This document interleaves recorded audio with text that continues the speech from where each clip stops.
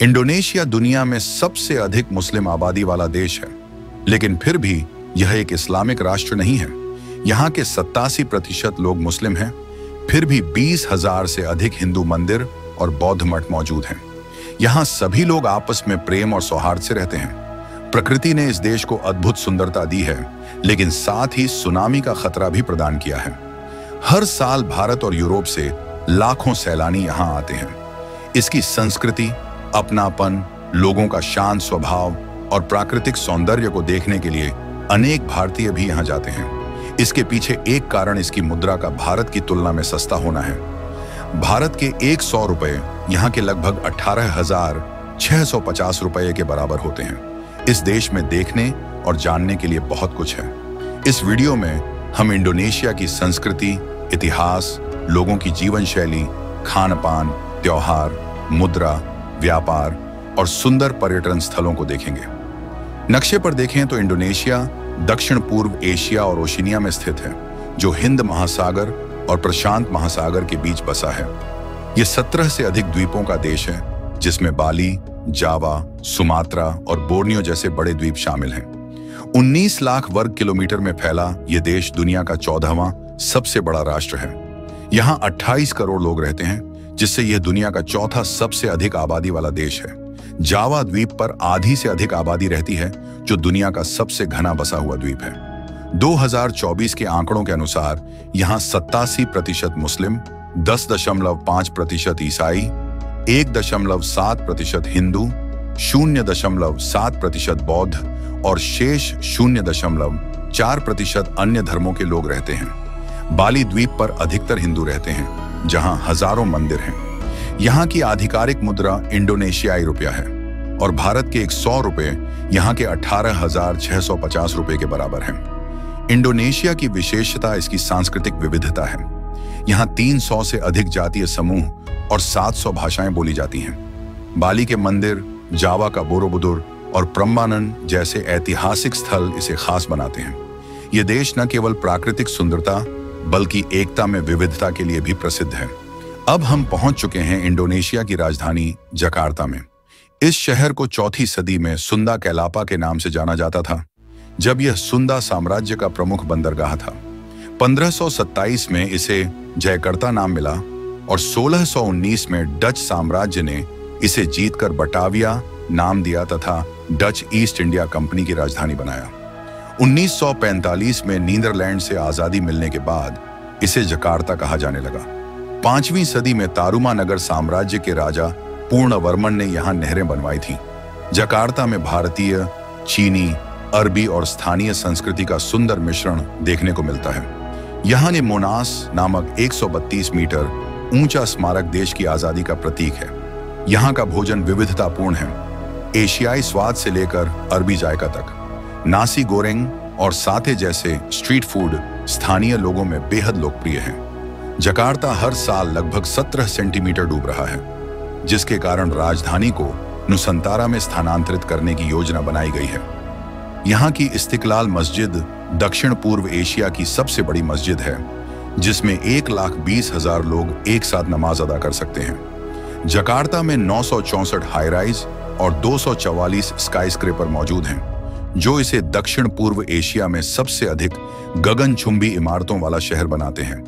हालांकि यह एक विकसित शहर है, लेकिन पानी में डूबने का खतरा बढ़ता जा रहा है। अब बात करते हैं बाली की। यह जावा के ठीक पूर्व में हिंद महासागर में स्थित एक छोटा सा द्वीप है, जहां लगभग 6 लाख लोग रहते हैं। बाली अपनी प्राकृतिक सुंदरता, हरे भरे जंगलों, नीले समंदर और विशिष्ट हिंदू संस्कृति के लिए विश्व प्रसिद्ध है। हर साल यहाँ 70 लाख से अधिक पर्यटक आते हैं। बाली में बालिनी हिंदू धर्म प्रचलित है और यहाँ 90% लोग हिंदू हैं। हर गली में छोटे बड़े मंदिर और मूर्तियां मिलती हैं। यहाँ के व्यापारी दुकान खोलने से पहले मंदिर में पूजा करते हैं, प्रसाद चढ़ाते हैं और एक थाली दुकान के बाहर रखते हैं। रोचक बात यह है कि यहाँ प्रसाद में चॉकलेट और सिगरेट भी चढ़ाई जाती है। बाली के लोग मिलनसार और शांत स्वभाव के होते हैं। वे पर्यटकों का स्वागत पूरे उत्साह से करते हैं और अपनी संस्कृति को गर्व से प्रदर्शित करते हैं। यहाँ के लोग सादगी से रहते हैं और हर अवसर को उत्सव की तरह मनाते हैं। बाली में घूमने का सबसे मजेदार और सस्ता तरीका है स्कूटर या बाइक। आप प्रतिदिन 100 से 500 भारतीय रुपए में किराए पर ले सकते हैं। इससे आप उबुद के चावल के खेत, कुटा के समुद्र तट या दूर स्थित झरनों को आसानी से देख सकते हैं। एक समय का भोजन यहाँ आपको 400 से 500 रुपए में मिल जाता है।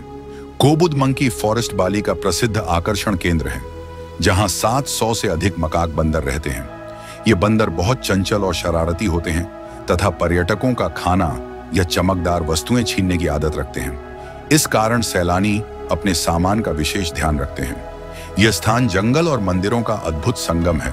बाली पर्यटकों का मुख्य केंद्र है।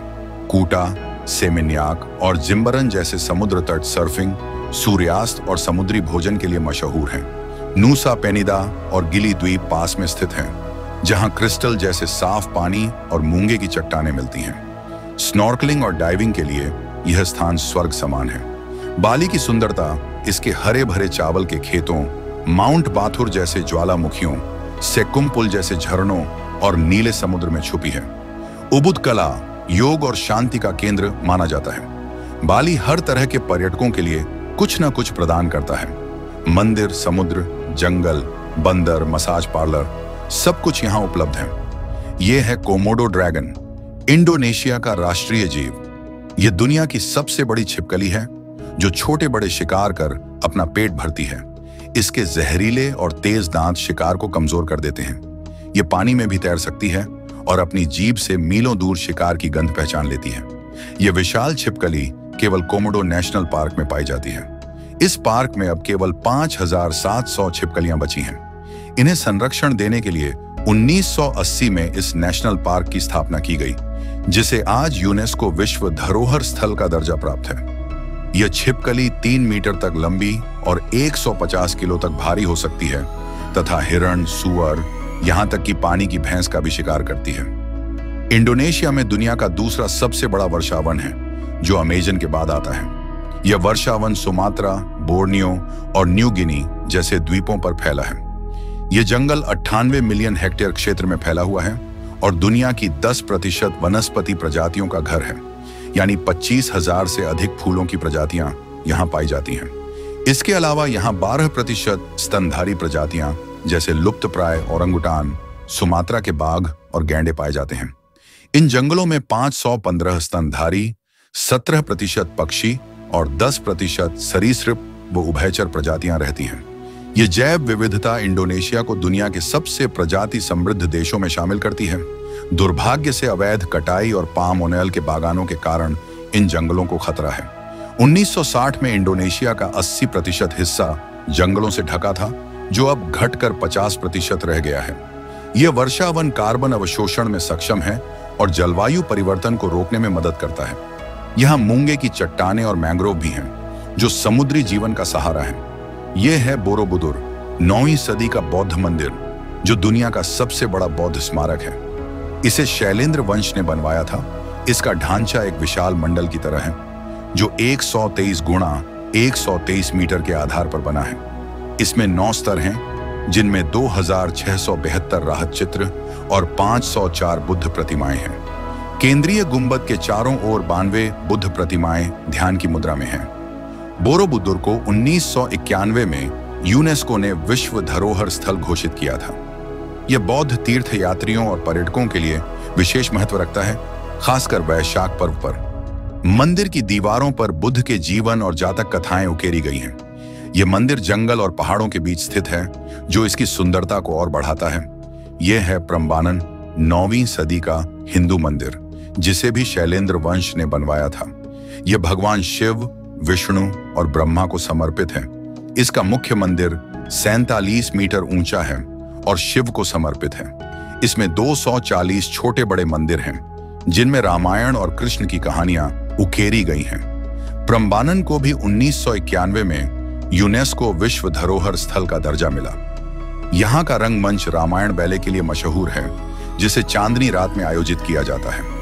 दोनों मंदिर इंडोनेशिया की समृद्ध हिंदू बौद्ध संस्कृति का प्रतीक है। बोरोबुदुर शांति और ध्यान का प्रतीक है, जबकि प्रम्बानन हिंदू भक्ति और कला का। ये दोनों ही स्थल पर्यटकों के लिए आकर्षण का केंद्र हैं और इंडोनेशिया की सांस्कृतिक धरोहर को दुनिया भर में प्रसिद्ध करते हैं। तो दोस्तों, यदि आपको हमारी यह मेहनत और जानकारी पसंद आई हो तो इसे लाइक, शेयर करें और चैनल को सब्सक्राइब कर बेल आइकन जरूर दबाएं ताकि आने वाली नई वीडियो आप मिस न करें। हम मिलेंगे अगली वीडियो में।